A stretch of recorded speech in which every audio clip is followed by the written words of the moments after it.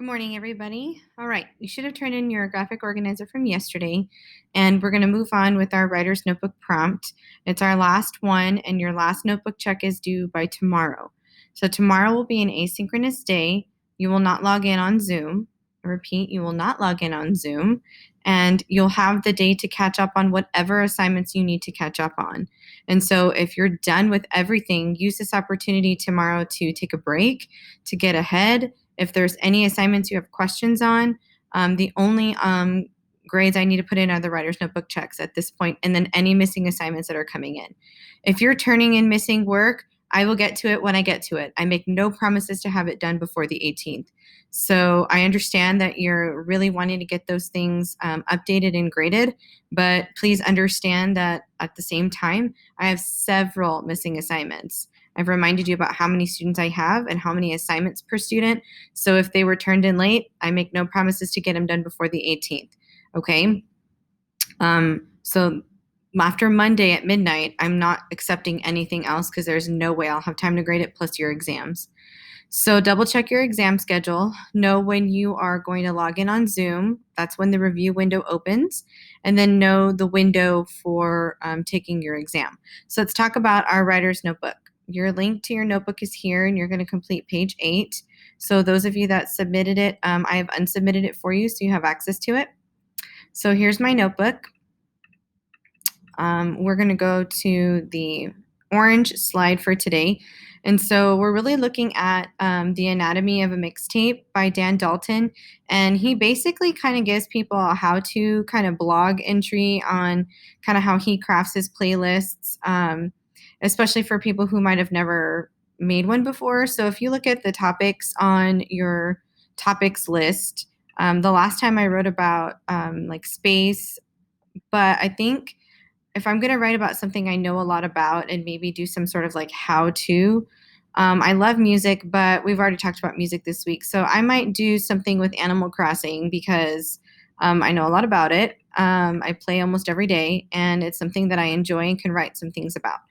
So I'm doing this sort of unwritten rules for creating your perfect island in Animal Crossing. So this is kind of for people who are starting out, right? Maybe for people who've never played Animal Crossing before.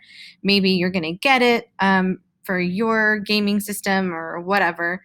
If you haven't played it, I recommend it. If you're really into, action and suspenseful kind of games or things where you have to be competitive, then maybe Animal Crossing isn't for you. I like to play it because I can play it whenever. And I can just kind of chill, and I don't have to worry about beating people, and I can pause my game whenever, or there's always something different to do every single day. And it kind of helps me decompress. So I said, after recently purchasing my Nintendo Switch in August, specifically for Animal Crossing, that's literally why I bought it. I've played pretty much every day since then. The game has allowed me to build stronger relationships. There are some close friends of mine who also play, and our kids play, as well as my 10-year-old. We visit each other's island and stuff, and it's a really sweet bonding experience for her and I. So if you start playing Animal Crossing, know that location matters. When you get your first tent and you get your villager's tent, where you place it matters. And so you want to make sure there's a lot of space, because you'll most likely build fencing around it, or you'll have different things, or you're going to want to build maybe like a neighborhood. So it'd be really helpful to you to know where you're going to put them. You can have up to 9 different villagers plus yourself, so 10 houses total. And then the second thing to consider are trees and bees. So trees, you get these native fruits on your island. So for example, I have apples, but there are 6 different types of fruits total. And so you have to travel in order to find these other fruits, and then you'll plant them on your island. And the more fruits you have, the better your rating, which means more people can come. And it's a whole thing. And so you get these fruits by shaking the trees, and the fruit drops, and you can plant it. Now you can also eat it. But ultimately when you shake the trees, especially trees that don't have fruit, there are bees that can come out, and they can sting you. So there's a little hack where you get in front of your tree with your net and you shake it, and if the bee comes out, you can catch it right away. The bees and their wasp nests are worth a lot of money, and you can also collect them and donate them to the museum and stuff. But getting stung kind of sucks, and it like disfigures your face, and you have to get medicine. It's a whole thing. But you can earn like 35,000 bells, aka dollars, a day just by catching bees. So it's pretty cool. Networking in YouTube is also super helpful if you know people that play. And if you don't look on YouTube, there are a lot of videos with inspiration for when you get more advanced in your island creating and designing. But those people that are just starting out, they have really simple ways to do certain things and like what buttons to press on the controller. But ultimately, I learned things by networking. I'm on a lot of Facebook groups, and I just, especially with people my age, right? Because I don't really want to know what the kids are doing. My daughter is kind of frivolous with her spending and she buys all kinds of random things. But I like to make my island look a little different. So, of course, I'm going to want to talk to people who are probably my age playing the game as well. And the last thing, there's a best friends app, and there are a couple of best friends that I have. And once you have them, it's really easy for you to go to each other's islands. You can do more things. You can text each other. There are different apps that allow you to text.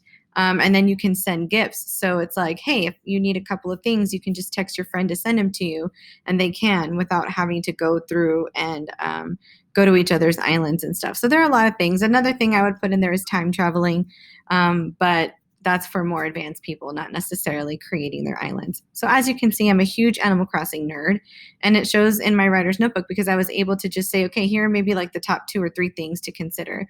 So if you're a gamer, consider doing some unwritten rules if I wanted to start your game, or if you, whatever your interests are, um, do a little quick how to, like on Netflix, how to search for the best, whatever shows that, whatever you watch.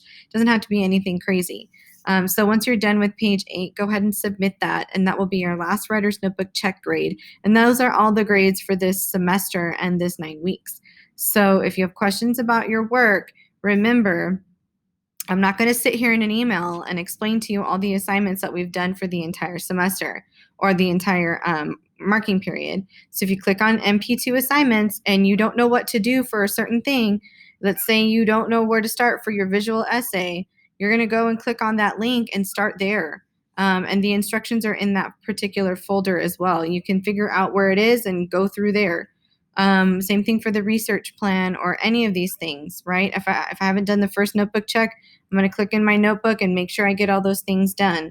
Or if I didn't do the second Venn diagram, I'm going to click there and it's going to take me to it with some examples. And my videos are there.